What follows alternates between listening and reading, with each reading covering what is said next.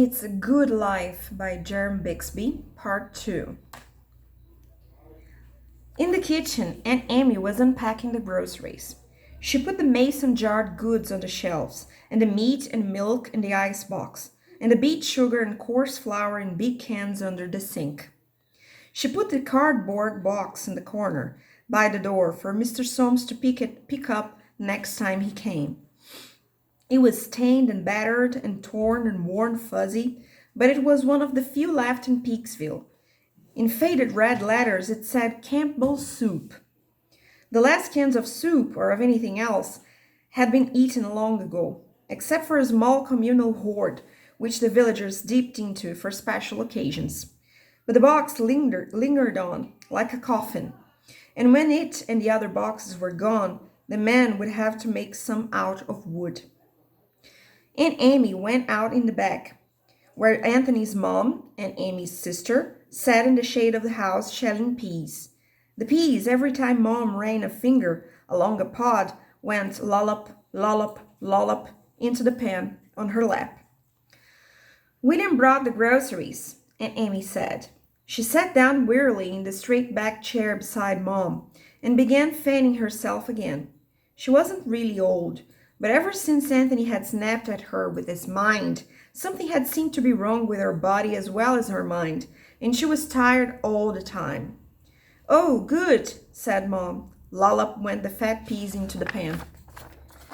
Everybody in Peaksville always said, "Oh, fine," or "good," or "say, that's swell," when almost anything happened or was mentioned, even unhappy things like accidents or even deaths.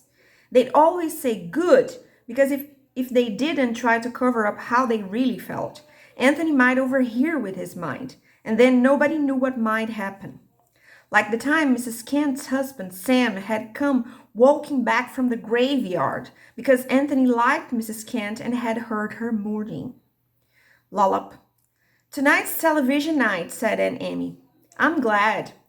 I look forward to it so much every week. I wonder what we'll see tonight." "Did Bill bring the meat?" asked Mom. "Yes," Aunt Amy fanned herself, looking up at the featureless brassy glare of the sky. "Goodness, it's so hot. I wish Anthony would make it just a little cooler. Amy!" "Oh." Mom's sharp tone had penetrated where Bill Soames' agonized expression had failed. Aunt Amy put one thin hand to her mouth in exaggerated alarm. "Oh, I'm sorry, dear." Her pale blue eyes shuttled around right and left to see if Anthony was in sight. Not that it would make any difference if he was or wasn't. He didn't have to be near you to know what you were thinking. Usually, though, unless he had his attention on somebody, he would be occupied with thoughts of his own. But some things attracted his attention. You could never be sure just what. "This weather's just fine," Mom said. Lollop. "Oh, yes," Aunt Amy said. "It's a wonderful day. I wouldn't want it changed for the world." Lollop, lollop. "What time is it?" Mom asked. Aunt Amy was sitting there where she could see through the kitchen window to the alarm clock on the shelf above the stove. 4:30, she said. Lollop. "I want tonight to be something special," Mom said. "Did Bill bring a good lean roast?" "Good and lean, dear. They butchered just today, you know, and sent us over the best piece." Dan Hollis will be so surprised when he finds out that tonight's television party is a birthday party for him too. "Oh, I think he will." "Are you sure nobody's told him?" Everybody swore they wouldn't. "That will be real nice," and Amy nodded, looking off across the cornfield. "A birthday party." "Well," Mom put the pan of peas down beside her, stood up and brushed her apron. "I'd better get the roast on. Then we can set the table." She picked up the peas. Anthony came around the corner of the house. He didn't look at them, but continued on down through the carefully kept garden. All the gardens in Peaksville were carefully kept, very carefully kept, and went past the rustling, useless hulk that had been the Fremont family car, and went smoothly over the fence and out into the cornfield. "Isn't this a lovely day?" said Mom, a little loudly, as they went toward the back door. Aunt Amy fanned herself. A beautiful day, dear. Just fine. Out in the cornfield, Anthony walked between the tall, rustling rows of green stalks. He liked to smell the corn, the alive corn overhead, and the old dead corn underfoot. Rich Ohio earth, thick with weeds and brown, dry, rotting ears of corn, pressed between his bare toes with every step. He had made it rain last night, so everything would smell and feel nice today. He walked clear to the edge of the cornfield and over to where a grove of shadowy green trees covered cool, moist, dark ground, and lots of leafy undergrowth, and jumbled, moss-covered rocks, and a small spring that made a clear, clean pool. Here Anthony liked to rest and watch the birds and insects and small animals that rustled and scampered and chirped about. He liked to lie on the cool ground and look up through the moving greenness overhead and watch the insects flit in the hazy soft sunbeams that stood like slanting glowing bars between grounds and treetops. Somehow he liked the thoughts of the little creatures in his place better than the thoughts outside. And while the thoughts he picked up here weren't very strong or very clear, he could get enough of them to know what the little creatures liked and wanted, and he spent a lot of time making the grove more like what they wanted it to be. The spring hadn't always been here, but one time he had found thirst in one small furry mind, and had brought subterranean water to the surface in a clear, cold flow, and had watched blinking as the creature drank, feeling its pleasure. Later he had made a pool when he found a small urge to swim. He had made rocks and trees and bushes and caves and sunlight here and shadows there because he had felt in all the tiny minds around him the desire or the instinctive want for this kind of resting place and that kind of mating place and this kind of place to play and that kind of home.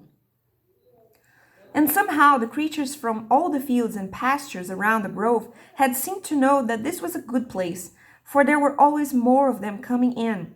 Every time Anthony came out here, there were more creatures than the last time, and more desires and needs to be tended to. Every time there would be some kind of creature he had never seen before, and he would find its mind and see what it wanted and then give it to it. He liked to help them. He liked to feel their simple gratification. Today he rested beneath a thick elm and lifted his purple gaze to a red and black bird that had just come to the grove. It twittered on a branch over his head and hopped back and forth and thought its tiny thoughts. And Anthony made a big soft nest for it, and pretty soon it hopped in. A long, brown, sleek-furred animal was drinking at the pool. Anthony found its mind next. The animal was thinking about a smaller creature that was scurrying along the ground on the other side of the pool, grubbing for insects. The little creature didn't know that it was in danger.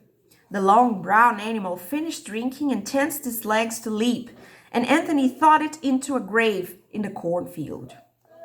He didn't like those kinds of thoughts. They reminded him of the thoughts outside the grove. A long time ago, some of the people outside had thought that way about him. And one night they'd hidden and waited for him to come back from the grove, and he just thought them all into the cornfield. Since then, the rest of the people hadn't thought that way, at least very clearly. Now their thoughts were all mixed up and confusing whenever they thought about him or near him, so he didn't pay much attention. He liked to help them too sometimes, but it wasn't simple or very gratifying either. They never thought happy thoughts when he did, just a jumble. So he spent more time out here. He watched all the birds and insects and furry creatures for a while and played with a bird, making it soar and dip and strike madly around tree trunks until accidentally, when another bird caught his attention for a moment, he ran it into a rock. Petulantly, he thought the rock into a grave in the cornfield, but he couldn't do anything more about the bird, not because it was dead, though it was, but because it had broken a wing. So he went back to the house. He didn't feel like walking back through the cornfield, so he just went to the house, right down into the basement. It was nice down here, nice and dark and damp and sort of fragrant, because once Mom had been making preserves in a rack along the far wall, and then she'd stopped coming down ever since Anthony had started spending time here, and the preserves had spoiled and leaked down and spread over the dirt floor, and Anthony liked the smell. He caught another rat, making it smell cheese, and after he played with it, he threw it into a grave right beside the long animal he'd killed in the grove. Aunt Amy hated rats, and so he killed a lot of them, because he liked Aunt Amy most of all, and sometimes did things that Aunt Amy wanted. Her mind was more like the little furry minds out in the grove. She hadn't thought anything bad at all about him for a long time. After the rat, he played with a big black spider in the corner, under the stairs, making it run back and forth until its web shook and shimmered in the light from the cellar window like a reflection in silvery water. Then he drove fruit flies into the web until the spider was frantic trying to win them all up. The spider liked flies, and its thoughts were stronger than theirs, so he did it. There was something bad in the way it liked flies, but it wasn't clear. And besides, Aunt Amy hated flies too. He heard footsteps overhead, Mom moving around in the kitchen. He blinked his purple gaze and almost decided to make her hold still. But instead he went up to the attic, and after looking out the circular window at the front end of the long V-roofed room for a while, at the front lawn and the dusty road and Henderson's tip-waving wheat field beyond, he curled into a small, unlikely shape and went partly to sleep. Soon people would be coming for television, he heard Mommy think. He went more to sleep. He liked television night, and Amy had always liked a television a lot, so one time he had thought some for her, and a few other people had been there at the time, and Amy had felt disappointed when they wanted to leave. He'd done something to them for that, and now everybody came to television. He liked all the attention he got when they did. End of part 2.